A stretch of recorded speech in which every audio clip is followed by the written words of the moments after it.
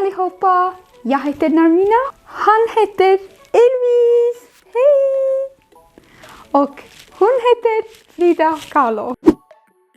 Hello everyone, I'm Narmina from studying Sweden, and as you might have understood, today we're gonna talk about the Swedish language, the language which I love and which I'm learning currently. In today's video, I'm gonna share some facts and observations about the Swedish language, which I have accumulated so far. So let's get started. The first fact about the Swedish language is that it belongs to the Germanic languages, which means it is really similar to other Germanic languages, such as Danish, Norwegian, German and English, for example. An example for that are the following words.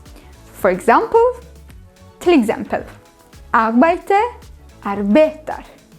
Room, room. And so on. The second point is my own observation. Swedes are extremely happy and enthusiastic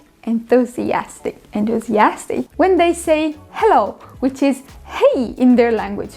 So you actually have to say that word in that way. Hey! I actually have a very funny story related to that enthusiastic hey.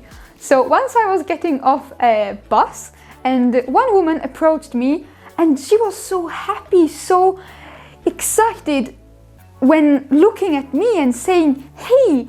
And I was about to hug her because I thought I knew her from somewhere, but I just forgot about her. And then suddenly she started to say something in Swedish, and I guess that she was just asking about some location or place or street. And then I realized that that's how they approach, how they greet you.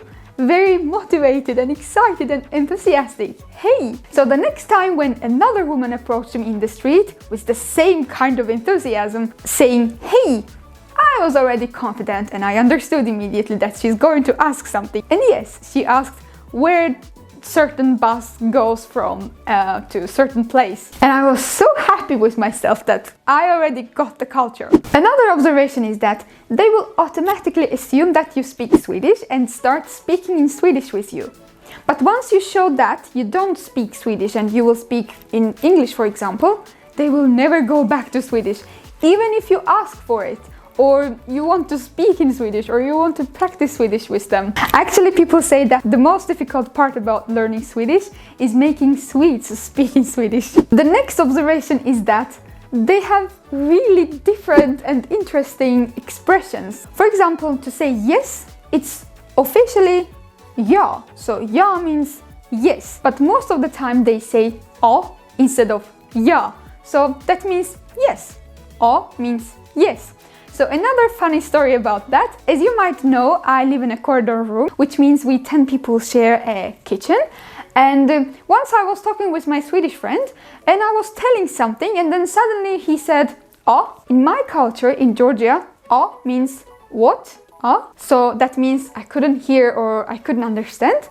So that's why I started to repeat. Then he explained that "ah" means yes. So now I know that it just means yes in Swedish. Another version of ja is jaha. I love this expression. Jaha means aha, I understand. Yeah. Something like this. When they are surprised or they learn something new or they understand something. So it is a really practical word to use. Another option to say yes, just breathing in. I cannot really do that. I will try.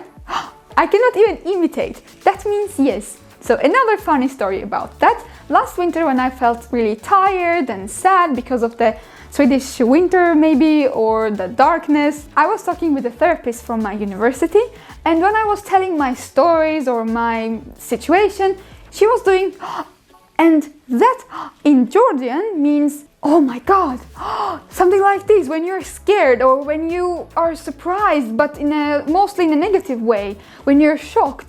And I was feeling so sad and worried about her that I scare her. And then later when everybody was using that, I figured out that that actually means yes, but with an in version of something like this. Another fact about the Swedish language is that they have different sounds, at least different from English. For example, u, and the one which I cannot pronounce, y. A good example for that y is number 4 in Swedish, which is fyra. I'm not really successful at that, but I'm still learning it. If you speak a language which already has these sounds, then it is not gonna be difficult for you to pronounce. For example, because of the Turkish language, which I speak, I can easily pronounce these sounds in Swedish as well. Another fact is the vowel stress. We know that the vowel stress can be either on the first syllable or on the last syllable. For example, I speak Georgian, and in the Georgian language, the vowel stress is mostly on the first syllable. For example, otahi, biji, first syllable. In Turkish, for example, it is çocuk, oda. It's on the last syllable. But in Swedish, it can be either on the first one or on the last one or on the both. For example, Swedish in Swedish is svenska, two stresses. It is not like svenska, it is not svenska, it is svenska. Isn't that cute? One more observation is that the Swedish language has so many words which exists in other languages which I speak, but they have different meanings in those languages. For example, hiss in Swedish means an elevator, but in Turkish it means a feeling. I know one single word has different meanings in two languages, but that really helps me somehow connect feeling and elevator and learn a lot of words easily. The Swedish language can have very interesting and straightforward logic. That is my observation, of course. For example, they don't say grandparents or grandmother or grandfather. They can say mother's father or mother's mother or father's mother or father's father. Mormor, morfar, farmor, farfar. Fascinating, right?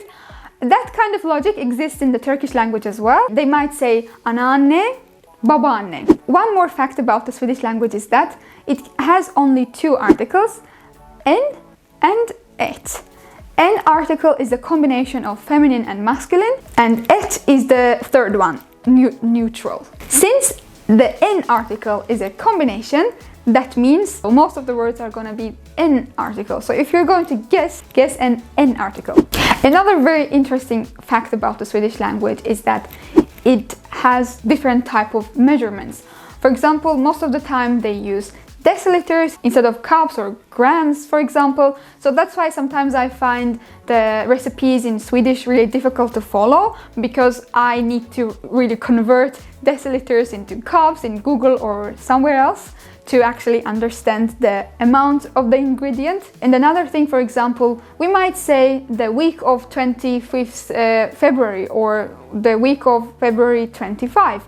So that means a week in which Monday is February 25, so that week. But in the Swedish language, you actually say the number of the week. You really need to know how many weeks are there in 1 year, and you take the first week in January as the first week of the year, and then you just follow the next week is gonna be the second week number 2, and then you're gonna have week number 20, 30 throughout the year. So when something happens, they usually announce it by the number of week. So that means you really need to be careful not to miss any deadline or an important event. Thank you very much for watching this video. I hope it was interesting for you. In the next video, I'm gonna talk about the tips which really helped me learn Swedish, and maybe they can be helpful for you as well. Säg hej då, Elvis.